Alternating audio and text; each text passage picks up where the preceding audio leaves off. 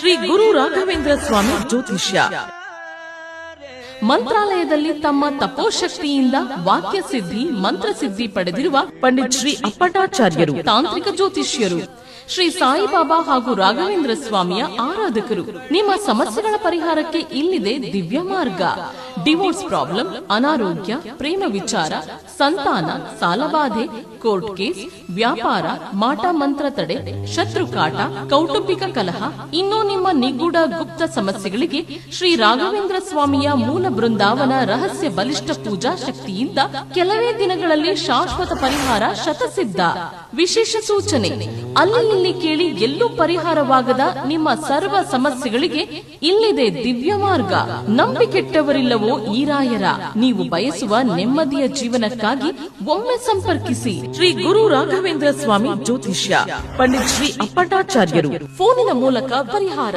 Mobile ಸಂಖ್ಯೆ 9008111181. ಓಂ ಶ್ರೀ ಗುರು ರಾಘವೇಂದ್ರಾಯ ನಮಃ. ಎಲ್ರಿಗೂ ಸಹ ನನ್ನ ನಮಸ್ಕಾರ. ಇವತ್ತಿನ ವಿಡಿಯೋನಲ್ಲಿ ದೀಪಾವಳಿಯ ಹಬ್ಬ ಇರುತ್ತಲ್ಲ, ಆ 3 ದಿವಸಗಳ ಕಾಲ ರಾಯರಿಗೆ ನಮ್ಮ ಮನೆಯಲ್ಲಿ ಮಾಡಬಹುದಾದಂತಹ ಒಂದು ವಿಶೇಷ ವ್ರತ ಅಥವಾ ಅನುಷ್ಠಾನ, ಇದರ ಬಗ್ಗೆ ಸಂಪೂರ್ಣವಾದಂತಹ ಮಾಹಿತಿಯನ್ನು ನಿಮಗೆ ಕೊಡ್ತೀನಿ. ದೀಪಾವಳಿ ಅಂತಂದರೆ ನಮಗೆಲ್ರಿಗೂ ಸಹ ಬೆಳಕಿನ ಹಬ್ಬ. ಆ ಸಮಯದಲ್ಲಿ ಎಲ್ಲ ದೇವಾನುದೇವತೆಗಳಿಗೂ ಸಹ ಎಂದಿಗಿಂತ ಬಹಳ ಹೆಚ್ಚಿನ ಶಕ್ತಿ ಇರುತ್ತೆ. ಹೀಗಾಗಿ ಈ ಸಮಯದಲ್ಲಿ ನಾವು ಏನೇ ವಿಶೇಷ ಪೂಜೆಗಳನ್ನು ಭಗವಂತನಿಗೆ ಸಲ್ಲಿಸೋದ್ರಿಂದ ನಾವು ಏನು ಅಂದ್ಕೊಂಡಿರ್ತೀವಿ ಆ ರೀತಿ ಆಗುತ್ತೆ. ಅಂದರೆ ನಮ್ಮ ಸಂಕಲ್ಪಗಳು ಬಹಳ ಬೇಗ ಈಡೇರುತ್ತೆ. ದೀಪಾವಳಿಯ 3 ದಿವಸಗಳ ಕಾಲ ರಾಯರಿಗೆ ನಾವು ಸೇವೆಯನ್ನು ಸಲ್ಲಿಸಬಹುದು. ನರಕ ಚತುರ್ದಶಿ, ಅಮಾವಾಸ್ಯೆ ಮತ್ತು ಬಲಿಪಾಡ್ಯಮಿ, ಈ 3 ದಿವಸಗಳ ಕಾಲ ಯಾರು ಈ ಅನುಷ್ಠಾನವನ್ನು ಅಥವಾ ವ್ರತವನ್ನು ಆಚರಣೆ ಮಾಡಬೇಕು ಅಂತ ಹೇಳಿ ತೀರ್ಮಾನ ಮಾಡ್ತೀರಾ ಅಂತಹವರು ಒಂದಷ್ಟು ನಿಯಮಗಳನ್ನು ಆ 3 ದಿವಸಗಳ ಕಾಲ ಪಾಲನೆ ಮಾಡಬೇಕಾಗತ್ತೆ. ರಾಯರ ವ್ರತ ಅಂತ ಹೇಳಿ ಬಂದಾಗ 3 ದಿವಸಗಳ ಕಾಲ ಮನೆಯಲ್ಲಿ ನಾನ್ ವೆಜ್ ಮಾಡೋ ಹಾಗಿಲ್ಲ, ಗಂಡ ಹೆಂಡತಿ ಸೇರೋ ಹಾಗಿಲ್ಲ, ಹೊರಗಿನ ಆಹಾರ ಪದಾರ್ಥಗಳನ್ನು ತಿನ್ನೋ ಹಾಗಿಲ್ಲ, ಅಂದರೆ ಹೋಟೆಲ್ ಫುಡ್ಡು ತಿನ್ನೋ ಹಾಗಿಲ್ಲ, ಅವರಿವರ ಮನೆಯ ಆಹಾರಗಳನ್ನು ಕೂಡ ನೀವು ಆ 3 ದಿವಸಗಳ ಕಾಲ ಸೇವನೆಯನ್ನು ಮಾಡೋ ಹಾಗಿಲ್ಲ. ಇನ್ನು ವ್ರತವನ್ನು ನೀವು ಪ್ರಾರಂಭ ಮಾಡುವಂತಹ ವಿಧಾನ ಹೇಗೆ ಅನ್ನುವಂತಹದ್ದನ್ನು ನೋಡೋದಾದರೆ, ಮೊದಲನೇ ದಿವಸ ನೀವೇನು ಮಾಡಬೇಕು, ರಾಯರ ಫೋಟೋ ಇಡುವಂತಹ ಜಾಗವನ್ನು ಸ್ವಚ್ಛವಾಗಿ ಒರೆಸ್ಕೋಬೇಕು. ಅಂದರೆ ನೀವು ಏನು ವ್ರತ ಮಾಡಲಿಕ್ಕೆ ದೇವರ ಮನೆಯಲ್ಲಿ ಒಂದು ಜಾಗವನ್ನು ಆಯ್ಕೆ ಮಾಡ್ಕೋತೀರಲ್ವ, ಆ ಜಾಗವನ್ನು ಕ್ಲೀನಾಗಿ ಒರೆಸ್ಕೊಳ್ಳಿ ಒಂದು ಒದ್ದೆ ಬಟ್ಟೆಯಿಂದ. ಆ ಒದ್ದೆ ಬಟ್ಟೆಯಿಂದ ಒರೆಸ್ಕೊಂಡಾದಮೇಲೆ ರಾಯರ ಫೋಟೋ ಇಡುವಂತಹ ಜಾಗದಲ್ಲಿ ಒಂದು ಮಣೆ ಅಥವಾ ಒಂದು ಪೀಠ ಹಾಕ್ಕೊಂಡು ಅದರ ಮೇಲೆ ಒಂದು ವಸ್ತ್ರವನ್ನು ಹಾಕ್ಕೊಳ್ಳಿ. ವಸ್ತ್ರವನ್ನು ಹಾಕಿಬಿಟ್ಟು ಭಕ್ತಿ ಶ್ರದ್ಧೆಯಿಂದ ನಿಮ್ಮ ಮನೆಯಲ್ಲಿ ರಾಯರ ಫೋಟೋ ಇದ್ದರೆ ರಾಯರ ಫೋಟೋವನ್ನು ಇಡಿ, ಇಲ್ಲ ರಾಯರ ವಿಗ್ರಹ ಇದ್ದರೆ ರಾಯರ ವಿಗ್ರಹವನ್ನು ಇಡಿ.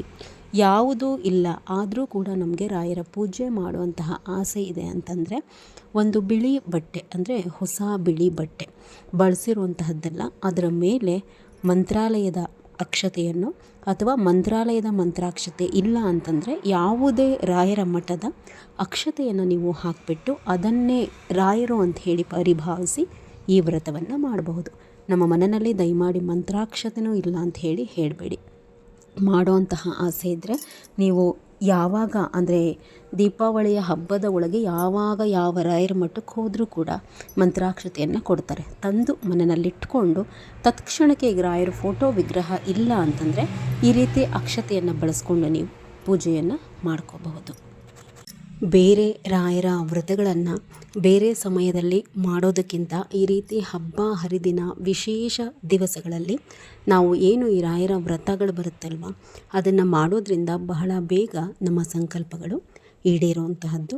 ಮೊದಲನೆಯ ದಿವಸ ನಿಮ್ಮ ಪೂಜೆಗೆ ಶುಭ ಸಮಯ ಅಂತ ಹೇಳಿ ನೋಡುವಂತಹದ್ದಾದರೆ ಬೆಳಗ್ಗಿನ ಜಾವ 4:10 5:28 ತನಕ ಕೂಡ ಶುಭ ಇದೆ.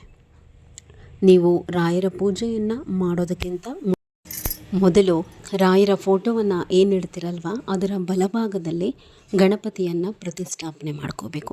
ನಿಮ್ಮ ಮನೆಯಲ್ಲಿ ಗಣಪತಿ ವಿಗ್ರಹ ಇದ್ದರೆ ಅದನ್ನು ನೀರಿನಲ್ಲಿ ತೊಳೆದು ಅದಕ್ಕೆ ಸ್ವಲ್ಪ ಗಂಧ, ಗೆಜ್ಜೆ ವಸ್ತ್ರ, ಅರಿಶಿಣ, ಕುಂಕುಮ, ಹೂವು, ಕೆಂಪು ಹೂವನ್ನು ಇಡಿ ಗಣಪತಿಗೆ ಬಹಳ ಶ್ರೇಷ್ಠ. ಅದರ ಜೊತೆಯಲ್ಲಿ ಒಂದು 21 ಗರಿಕೆಯನ್ನು ಸಮರ್ಪಿಸಿ ಗಣಪತಿಗೆ ಸ್ವಲ್ಪ ಕೊಬ್ಬರಿ ಬೆಲ್ಲವನ್ನು ಅಂದರೆ ತುರಿದಿರೋ ಕೊಬ್ಬರಿ ಬೆಲ್ಲವನ್ನು ಸಮರ್ಪಣೆ ಮಾಡಿ ಗಣಪತಿಯಲ್ಲಿ ಮೊದಲು ಪ್ರಾರ್ಥನೆ ಮಾಡಿಕೊಳ್ಳಿ. ಈ ರೀತಿ ರಾಯರ 3 ದಿವಸದ ಅನುಷ್ಠಾನವನ್ನು ಮಾಡ್ತಾಯಿದ್ದೀನಿ. ನನ್ನ ಸಂಕಲ್ಪಗಳೇನಿದೆ ಎಲ್ಲವೂ ಸಹ ಈಡೇರಿಸೋದಕ್ಕೆ ನಿಮ್ಮ ಒಂದು ಆಶೀರ್ವಾದ ಜೊತೆಯಲ್ಲಿ ಈ ವ್ರತ ಯಾವುದೇ ತೊಂದರೆ ಇಲ್ಲದೆ ನಿರ್ವಿಘ್ನವಾಗಿ ನೆರವೇರಲಿ ಅಂತ ಹೇಳಿ ವಿನಾಯಕನನ್ನು ಪ್ರಾರ್ಥನೆ ಮಾಡ್ಕೋಬೇಕು. 3 ದಿವಸನೂ ಕೂಡ ತಲೆಗೆ ಸ್ನಾನ ಮಾಡಬೇಕಾಗತ್ತೆ. 3 ದಿವಸನೂ ಕೂಡ ರಾಯರ ಫೋಟೋವನ್ನು ಒರೆಸ್ಬೇಕಾಗತ್ತೆ. ರಾಯರ ಫೋಟೋವನ್ನು ಒರೆಸ್ಕೊಂಡು ರಾಯರಿಗೆ ಗಂಧ ಅಥವಾ ಗೋಪಿ ಚಂದನ ಎರಡರಲ್ಲಿ ಯಾವುದಾದ್ರೂ ಕೂಡ ಹಚ್ಚಿ ವ್ರತ ಅಂತ ಹೇಳಿ ಬಂದಾಗ ತುಳಸಿಯನ್ನು ರಾಯರಿಗೆ ಏರಿಸಲೇಬೇಕು. ಹೀಗಾಗಿ ರಾಯರಿಗೆ ಸ್ವಲ್ಪ ತುಳಸಿಯನ್ನು ಏರಿಸಿಬಿಟ್ಟು ತುಳಸಿಯನ್ನು ಬಿಟ್ಟು 3 ತರಹದ ಹೂವುಗಳನ್ನು ರಾಯರಿಗೆ ಅರ್ಪಣೆ ಮಾಡಿ ಅಲಂಕಾರವನ್ನು ಮಾಡಿಕೊಳ್ಳಿ. ಇದು ದೀಪಾವಳಿಯ ಮೊದಲನೇ ಮತ್ತು 2ನೇ ದಿವಸದ ಪೂಜೆ. 3ನೇ ದಿವಸದ ಪೂಜೆ ಬಗ್ಗೆ ತಿಳಿಸ್ಕೊಡ್ತೀನಿ. ಅದರ ಜೊತೆಯಲ್ಲಿ ಇದು ಕಾರ್ತಿಕ ಮಾಸ ಪ್ರಾರಂಭವಾಗುತ್ತೆ. ಅಲ್ಲಿಂದ ದೀಪಾವಳಿಯ ಹಬ್ಬದಿಂದ ಕಾರ್ತಿಕ ಮಾಸ ಪ್ರಾರಂಭ ಆಗುತ್ತೆ. ನಾನು ಈ ಹಿಂದಿನ ವಿಡಿಯೋಸ್ಗಳಲ್ಲೇ ನಿಮಗೆ ತಿಳಿಸ್ಕೊಟ್ಟೆ. ಈ ಕಾರ್ತಿಕ ಮಾಸದಲ್ಲಿ ನಾವು ದೇವರ ಮನೆಯಲ್ಲಿ ಏನು ದೀಪಗಳನ್ನು ಹಚ್ಚಿ ದೀಪ ಸೇವೆ ಮಾಡ್ತೀವಿ ಅದು ಬಹಳ ಶ್ರೇಷ್ಠ. ಅದು ದೇವರ ಮನೆಗೂ ಕೂಡ ಹೌದು ಮತ್ತು ರಾಯರಿಗೆ ಕೂಡ ದೀಪಗಳನ್ನು ಹಚ್ಚಿ ದೀಪ ಸೇವೆಯನ್ನು ಮಾಡೋದಕ್ಕೆ ಈ ಮಾಸದಲ್ಲಿ ಬಹಳ ಫಲಗಳಿದೆ. ಹೀಗಾಗಿ ಈ 3 ದಿವಸಗಳು ಕೂಡ ನೀವು ರಾಯರಿಗೆ 9 ಹೊಸ ಮಣ್ಣಿನ ದೀಪಗಳಲ್ಲಿ ದೀಪವನ್ನು ಹಚ್ಚಬೇಕಾಗುತ್ತೆ. 9 ಕೂಡ ಮಣ್ಣಿನ ದೀಪವನ್ನೇ ತಗೊಳ್ಳಿ. ಅಂದರೆ ಬೇರೆ ದೀಪಗಳು ನೀವೇನು ಮಾಮೂಲಿ ದಿವಸಗಳಲ್ಲಿ ಹಚ್ತೀರ ರಾಯರ ಮುಂದೆ ಅದನ್ನು ಹಚ್ಚಲಿಕ್ಕೆ ಹೋಗಬೇಡಿ. 9 ಮಣ್ಣಿನ ದೀಪಗಳನ್ನು ತಗೋಬೇಕು. ಬೆಳಗ್ಗೆ ಮತ್ತು ಸಾಯಂಕಾಲ ಎರಡೂ ಸಮಯನೂ ಕೂಡ ಹಚ್ಚಬೇಕಾಗತ್ತೆ. ಎಲ್ಲ ದೀಪಗಳಿಗೂ ಕೂಡ ನಿಮಗೆ ಶಕ್ತಿ ಇತ್ತು ಅಂತಂದರೆ ತುಪ್ಪವನ್ನೇ ಬಳಸ್ಕೊಳ್ಳೋ ಅಂತಹದ್ದು. 9 ದೀಪಗಳಿಗೂ ಇಲ್ಲ ನಮಗೆ ಅಷ್ಟೆಲ್ಲ ಆಗೋದಿಲ್ಲ ತುಪ್ಪದಲ್ಲಿ ಹಚ್ಚಲಿಕ್ಕೆ ಅಂತಂದರೆ ಯಾವುದಾದ್ರೂ ಅಂದರೆ ರಾಯರ ಮುಂದೆ ಇಡೋವಂತಹ 2 ದೀಪ ಅದಕ್ಕೆ ತುಪ್ಪವನ್ನು ಹಾಕ್ಕೊಂಡು ಉಳಿದ 7 ಮಣ್ಣಿನ ದೀಪಗಳಿಗೆ ಕೊಬ್ಬರಿ ಎಣ್ಣೆ ಹಾಕ್ಕೋಬಹುದು. ಇಲ್ಲ ಕೊಬ್ಬರಿ ಎಣ್ಣೆ ಇಲ್ಲ ಅಂತಂದರೆ 5 ತರಹದ ಮಿಕ್ಸ್ ಎಣ್ಣೆ ಕೊಡಿ ಅಂತಂದರೆ ಗ್ರಂಥಿಗೆ ಅಂಗಡಿನಲ್ಲಿ ಕೊಡ್ತಾರೆ. ರಾಯರ ಮುಂದೆ ಈ 5 ತರಹದ ಮಿಕ್ಸ್ ಆಯಿಲ್ನಲ್ಲಿ ದೀಪ ಹಚ್ಚೋದು ಬಹಳ ಶುಭ. ಬೆಳಗ್ಗೆ ಮತ್ತು ಸಂಜೆ 2 ಟೈಮು ಕೂಡ. ಆದರೆ 9 ದೀಪವನ್ನು ಇಲ್ಲಾಂದರೆ ಹೆಂಗೆ ಮಾಡ್ಬೋದು ಅಂತಂದರೆ ಬೆಳಗ್ಗೆ ಹೊತ್ತು ಬಹಳ ಶ್ರೇಷ್ಠ. ಆವಾಗ ನೀವು 9 ದೀಪಗಳಿಗೆ ತುಪ್ಪವನ್ನು ಹಾಕಿ ಹಚ್ಕೊಂಡು ಸಂಜೆ ಟೈಮು ನೀವು 5 ತರಹದ ಎಣ್ಣೆಯಲ್ಲಿ ಹಚ್ಕೋಬೋದು. ಅದೇ ದೀಪಗಳಿಗೆ ಹೂ ಬತ್ತಿ ಹಾಕ್ಕೋಬೇಕು, ಉದ್ದದ ಬತ್ತಿ ಬೇಡ. ಇಲ್ಲ ನಮಗೆ ಬೆಳಗ್ಗೆನೂ ಕೂಡ 9 ದೀಪಗಳಿಗೂ ತುಪ್ಪ ಹಾಕ್ಲಿಕ್ಕಾಗಲ್ಲ ಅಂದರೆ 2 ದೀಪಗಳಿಗೆ ತುಪ್ಪ ಹಾಕ್ಕೊಡಿ. ಬೆಳಗ್ಗೆ ಸಂಜೆ 2 ದೀಪಗಳಿಗೆ ತುಪ್ಪ ಹಾಕ್ಕೊಂಡು ಉಳಿದಂತಹ ದೀಪಗಳಿಗೆ ನಾನು ಹೇಳಿದೆ ಅಲ್ಲ 5 ತರಹದ ಎಣ್ಣೆಯಲ್ಲಿ ಹಾಕ್ಕೊಂಡು ನೀವು ದೀಪವನ್ನು ಹಚ್ಕೋಬಹುದು. ರಾಯರ ಪೂಜೆಯನ್ನು ಮಾಡೋದಕ್ಕಿಂತ ಮೊದಲು ನಾವು ಯಾವುದೇ ಕಾರಣಕ್ಕೂ ಶ್ರೀಹರಿಯ ಪೂಜೆಯನ್ನು ಸ್ಮರಣೆಯನ್ನು ಮಾಡುವಂತಹದ್ದನ್ನು ಮರಿಬಾರ್ದು. ಅವರ ಪೂಜೆಗೆ ಅಣಿ ಮಾಡ್ಕೋಬೇಕು. ಯಾವ ರೀತಿ ಫೋಟೋ ಇದ್ದರೆ ಒರೆಸ್ಕೊಂಡು ಗಂಧ, ಅರಿಶಿಣ, ಕುಂಕುಮ, ಗೆಜ್ಜೆ ವಸ್ತ್ರ, ತುಳಸಿ ಹೂಗಳೆಲ್ಲವನ್ನು ಕೂಡ ಹಾಕ್ಕೊಂಡು ಪೂಜೆಗೆ ಅಣಿ ಮಾಡ್ಕೊಳ್ಳಿ. ತುಳಸಿ ಪೂಜೆಯನ್ನು ಹೊರಗಡೆ ಮಾಡಿ ದೇವರ ಮನೆಯಲ್ಲಿ ದೀಪವನ್ನು ಹತ್ತಿಸ್ಕೊಂಡು ನಂತರ ರಾಯರ ಮುಂದೆ ನೀವೇನು ಇಟ್ಕೊಂಡಿರ್ತೀರ 9 ದೀಪಗಳನ್ನು ಒಂದೇ ಸಮಯದಲ್ಲಿ ಬೆಳಕೊಳ್ಳಿ. ಅಂದರೆ 9 ದೀಪಗಳನ್ನು ಏಕಕಾಲದಲ್ಲೇ ಹಚ್ಕೊಳ್ಳಿ. ಈ ಮಾಸದಲ್ಲಿ ಅಂದರೆ ಕಾರ್ತಿಕ ಮಾಸದಲ್ಲಿ ದೇವರ ಮನೆಯಲ್ಲಿ ನೀವು ಎಷ್ಟು ದೀಪಗಳನ್ನು ಹಚ್ಚುತ್ತೀರೋ ಅಷ್ಟು ಕೂಡ ಶ್ರೇಷ್ಠ. ಯಾಕೆಂದರೆ ಕಾರ್ತಿಕ ಮಾಸದಲ್ಲಿ ದೀಪವನ್ನು ಬೆಳಗೋದಕ್ಕೆ ಅಷ್ಟು ಮಹತ್ವ ಇದೆ. ಇದಾದ ನಂತರ ಅಂದರೆ ನೀವು ದೀಪವನ್ನು ಹಚ್ಚಿದ ನಂತರ ಧೂಪವನ್ನು ತೋರಿಸುವಂತಹದ್ದನ್ನು ಮಾಡಿ ಅಭಿಷೇಕ ಮಾಡುವಂತಹ ಗಂಡು ಮಕ್ಕಳು ಹೆಣ್ಮಕ್ಳಲ್ಲ. ಅಭಿಷೇಕವನ್ನು ನೀವೇನಾದರೂ ನೆರವೇರಿಸೋ ಹಾಗಿದ್ದರೆ ವಿಗ್ರಹಕ್ಕೆ ನೀವು ಏನು ಮಾಡಬಹುದು 3 ದಿನವೂ ಕೂಡ ಅಭಿಷೇಕವನ್ನು ಮಾಡಬಹುದು. ಯಾರೋ ನನಗೆ ಕಾಮೆಂಟಲ್ಲಿ ಕೇಳಿದ್ರಿ ರಾಯರಿಗೆ ಎಣ್ಣೆ ಸೇವೆ ಮಾಡುವಂತಹದ್ರ ಬಗ್ಗೆ ವಿವರಣೆ ಹೇಳಿ ಅಂತಂದು. ನೋಡಿ, ಇದನ್ನು ಬಹಳ ವಿಧಿವತ್ತವಾಗಿ ನಡೆಸಬೇಕು. ರಾಯರಿಗೆ ಎಣ್ಣೆ ಸೇವೆ ಮಾಡುವಂತಹದ್ದನ್ನು, ಅದರಲ್ಲೂ ಹೆಣ್ಮಕ್ಳು ರಾಯರಿಗೆ ಎಣ್ಣೆ ಸೇವೆಯನ್ನು ಮಾಡಲಿಕ್ಕೆ ಬರೋದಿಲ್ಲ. ಗಂಡು ಮಕ್ಕಳು ಬಹಳ ವಿಧಿವತ್ತಾಗಿ ಎಣ್ಣೆ ಸೇವೆಯನ್ನು ನಡೆಸಿದ ಮೇಲೆ ರಾಯರಿಗೆ ಎಣ್ಣೆ ಎಲ್ಲ ಹಚ್ಚಿ ನಾವು ಸೇವೆ ಮಾಡಿದ ಮೇಲೆ ಅಭಿಷೇಕವನ್ನು ನೆರವೇರಿಸಲೇಬೇಕಾಗತ್ತೆ. ಅಭಿಷೇಕ ಮಾಡೋವಂಥವರು ಮಾಡಿಕೊಂಡು ಧೂಪವನ್ನು ತೋರಿಸಿ. ಇದಾದ ಮೇಲೆ ಎಲ್ಲ ದೀಪಗಳಿಗೂ ಅಂದರೆ ನೀವೇನು ದೇವ್ರ ಮನೆಯಲ್ಲಿ ಹಚ್ಚಿರ್ತೀರಲ್ಲ ಎಲ್ಲ ದೀಪಗಳಿಗೂ ಕೂಡ ಊದುಗಡ್ಡಿ ಹಚ್ಕೊಂಡು ಬೆಳಗ್ಬಿಟ್ಟು ಧೂಪ ತೋರಿಸ್ಬೇಕು.